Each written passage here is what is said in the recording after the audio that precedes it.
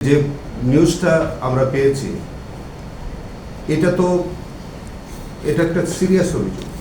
এই অভিযোগ আমাদের কোনো প্রসিকিউটরের বিরুদ্ধে ওঠার কথা ছিল না। যখন উঠেছে তাৎক্ষণিকভাবে এটার ব্যবস্থা নেওয়া উচিত ছিল।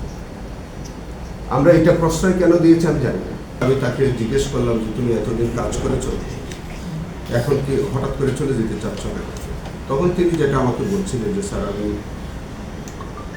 আমার প্রফেশনে আসলে আমি দীর্ঘদিন ছিলাম, আমাকে সেখানে আনা হয়েছিল, আমি আমার প্রফেশনে ফেরত যেতে চাই। আমার একান্ত এই ভুবনের সঙ্গী হয়ে থাকে শুধু স্টেলা।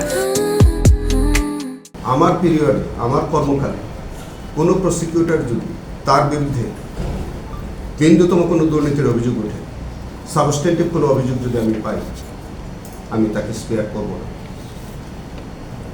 এবং এটা আমি এই মেসেজটুকু আমরা প্রথমবার যখন আমরা আমাদের প্রসিকিউশন টিমের সাথে যখন আমরা বৈঠক করেছিলাম, প্রত্যেক প্রসিকিউটরকে আমি একই কথা বলেছি যে আমার সাথে যদি আপনারা কাজ করতে হয় নির্লিপ্তভাবে সকল লোভ লালসের ঊর্ধ্বে উঠে এখানে বসে কাজ করতে হবে, আর না হয় আপনারা যদি কেউ এখানে কাজ করতে আপনাদের সেইভাবে না পারেন আপনারা চলে যেতে হবে। আপনি যে কথা বলছেন যে নিউজটা আমরা পেয়েছি এটা একটা সিরিয়াস অভিযোগ। এই অভিযোগ আমাদের কোনো প্রসিকিউটরের বিরুদ্ধে ওঠার কথা ছিল না। যখন উঠেছে তাৎক্ষণিকভাবে এটার ব্যবস্থা নেওয়া উচিত ছিল। আমরা এটা প্রশ্রয় কেন দিয়েছি আমি জানি না। হ্যাঁ, হতে পারে যে ফর্মাল কোনো এলিগেশন তার কাছে আসেন না। এটা জানেন আপনারা যে মানে মিডিয়াতে নানান অভিযোগ থাকলেও যতক্ষণ পর্যন্ত আনুষ্ঠানিকভাবে কোনো অভিযোগ আমাদের কাছে না আসবে, আমাদের পক্ষেও তো এটাকে প্রসিড করার একটু আইনগত বাধ্যবাধকতা থাকে। তো এটা নিয়ে আজকের যে নিউজটা আপনি যেটা আছে এটা আমি খুব ক্লিয়ারলি বলি, এত রাগ ডাকের কিছু নাই। যদি কোনো ফর্মাল এলিগেশন আমার কাছে আসে,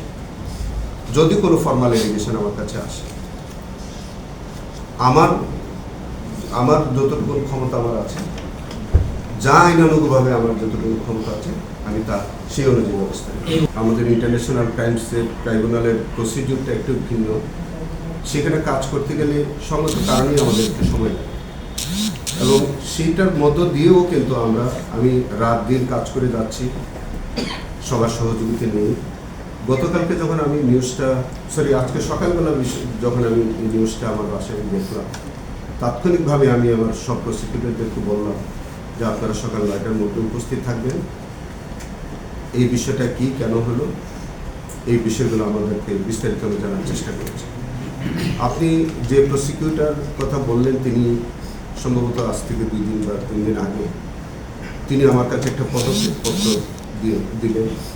সেই পদত্যাগপত্রের ভাষাটা ছিল সম্ভবত এরকম যে তিনি আগে শিক্ষকতা করতেন এবং তিনি তার শিক্ষকতায় ফেরত যেতে চান। তিনি এই ট্রাইব্যুনালে কাজ করার অপারগতা প্রকাশ করলেন। তো আমি এইটা পাওয়ার পরে বরঞ্চ আমি তাকে জিজ্ঞেস করলাম যে তুমি এতদিন কাজ করেছো, এখন কি হঠাৎ করে চলে যেতে চাচ্ছ না? তখন তিনি যেটা আমাকে বলছিলেন যে স্যার আমি আমার প্রফেশনে আসলে আমি দীর্ঘদিন ছিলাম, আমাকে সেখানে আনা হয়েছিল, আমি আমার প্রফেশনে ফেরত যেতে চাই। আমাদের এখানে একটা ইনভেস্টিগেশন রিপোর্ট সাবমিট করলেই আমরা এই রিপোর্টটা গ্রহণ করতে বাধ্য না। আমরা সেটাকে আবার চেক করি, কাউন্টার চেক করব, সেটা আইনে বলা হয়।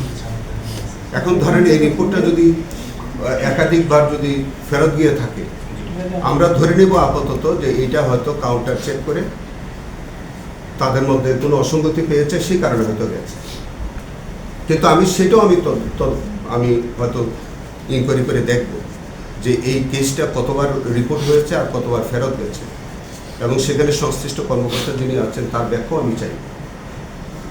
এই বিষয়ে নিশ্চিত যে আমি এই বিষয়টা একেবারে পুঙ্খানুপুঙ্খভাবে এটার তথ্যটা আসলে কি হয়েছিল এই কেসটা সম্পর্কে বিস্তারিত আমি জানার চেষ্টা করব। আমিন ভাই, এই যে মামলার কথা বলা হচ্ছে, এই মামলায় কতজন ইনভলভ আছে আপনার প্রসিকিউটর? এখন আমার মনে নাই কতজন ইনভলভ আছে এখন এই মুহূর্তে পর্যন্ত আছে। তাদেরকে কি সবাইকে কি তাহলে কি আমার তো ওই প্রসিকিউটরের বিরুদ্ধে কোনো রকম মামলা হচ্ছে না?